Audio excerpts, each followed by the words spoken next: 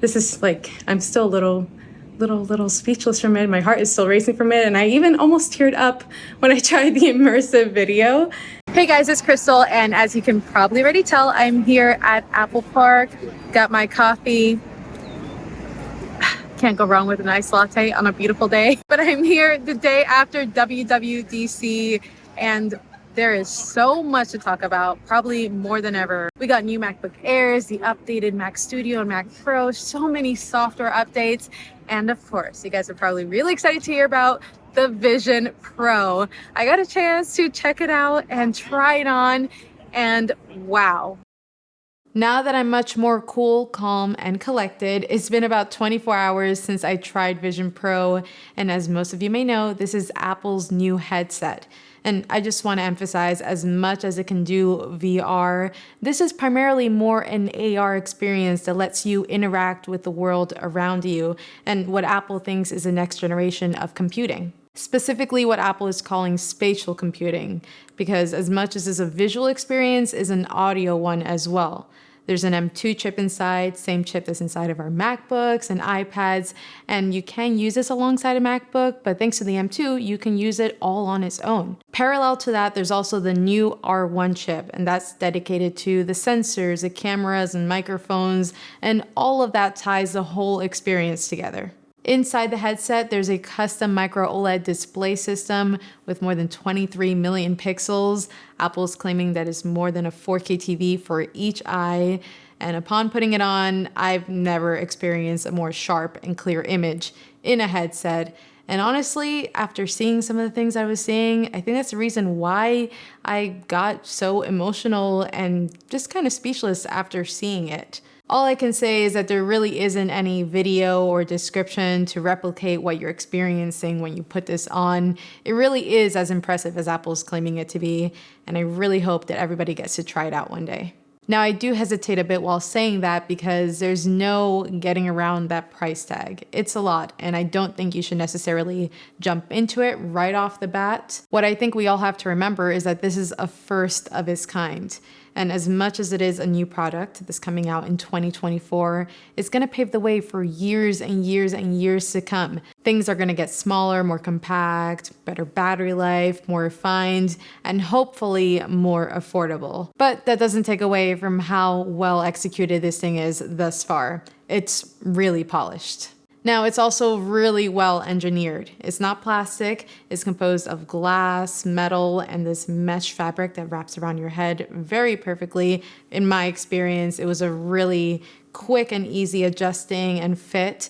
I know that's going to be different for everybody, but for me, I just put it on my head, adjusted the knob dial on the back really quickly, and the strap on the top of your head, which is very similar to what a watch band strap is like. It's kind of like they took bits and pieces from all of their products and combined it into one whole new experience, like the crown from Apple Watch, and the fit is very AirPods Max-like in a way. The HDR displays like on our MacBook Pros and iPad Pros, even LiDAR from our cameras. Now, the very first thing I noticed upon just holding it in my hands was just how light the headset felt. It's a little over a pound, and there is also a battery pack attached to it, but the headset itself is pretty light. I had it on for about 40 to 45 minutes, and I never really felt anything like really weighing me down. And I think, like I said before, this is going to be different with everybody's experience. Now, before actually using the headset, I did do a setup process similar to what you do with Face ID setup and head tracking, where you turn your head around 2 times and you tilt left to right with your ears uncovered. And after that, once you have the headset on, you go through a setup for eye tracking. And with that, you just follow a series of dots 2 times through. And after that, your eyes are tracked perfectly, and everything you look at, not even head movement, just moving your eyes, you're able to control what you're seeing in front of you. And when there's apps in front of you, whatever you're looking at kind of highlights whatever you look up and down and interacting with is connected to your eye movement, which is just mind-blowing. The eye tracking in itself is so unique. I've never experienced anything like it. And I think that's what makes this stand out so much. The fact that you don't need to use controllers or objects in your hands to operate and use this. Literally just your eye movement, hand gestures, and voice.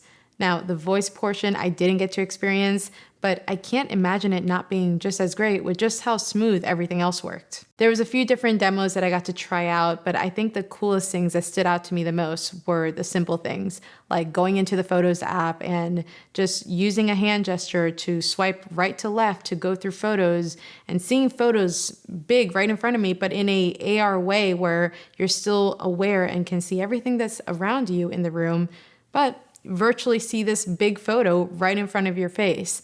And not only that, but there's also spatial video and photo, which is kind of like experiencing photos in a 3D way, where these photos, you can look into them. And it feels like you're reliving that moment right in front of you. These photos are more than just a photo. You're kind of looking into a moment that you captured.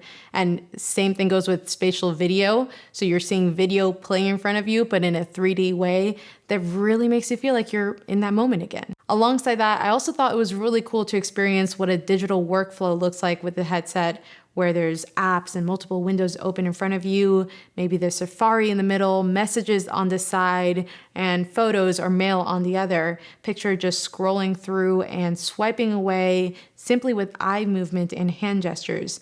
So imagine sitting at your desk where there's nothing actually in front of you, but you put your headset on and everything is right there, ready to interact in such a different way. Now, during my experience, I got to experience all of this while there were people in the room in front of me. And it's really cool that the headset knows when there's people in front of you, thanks to the sensors and the cameras. If you're interacting with somebody or somebody's talking to you, you're able to see that person while interacting with everything digitally. And I think it depends on what app you're in, but I got to hop into the mindfulness app and do a 1-minute meditation where everything around me started to dim and I was really focusing in my meditation. But as soon as I moved my head or looked at someone, that person started to kind of like peek through. So it's almost as if the opacity in the darkness around me started dragging down and they became more visible just where that person was. It was really interesting to see how it reacted with the outside world. And I'm really glad I got to experience that, because in the keynote, when they mentioned things like wearing this on an airplane, I was a little skeptical. I was immediately thinking, there's no way I'm going to feel comfortable wearing this on a plane and not ever being fully aware of my surroundings. But seeing how that worked and how well it works definitely eased my mind. Now, some of the other really cool demos that I got to experience was one with a virtual butterfly that literally flew to my finger. Just by pointing my finger out, the butterfly came right to me, landed on my finger, and it just felt so real and lifelike, and it was cool to be able to like move it closer, and it got bigger, smaller, and even though there's no sort of haptics to actually feel the butterfly on there, I think what added to this experience was the fact the sound, the spatial audio that's going on, and hearing the outdoor sounds around you made it feel even more real. Another area where I really got to appreciate sound was during a FaceTime call. And if you have the person that you're talking to in front of you, if you move them left to right, up or down, that sound follows. And that's also adding to the whole lifelike feel of talking to someone and feeling like they're in the room with you, especially if they're maybe presenting something during a call and you have them to the left, you hear their voice from here, but what they're presenting is on the right. I'm also really excited to see what this looks like with a FaceTime call with multiple people in a room. So you can position everyone and it makes it feel like you're in a room with them. Now, within this FaceTime call, I also got to experience a digital persona. The person I was talking to was a digital representation of them.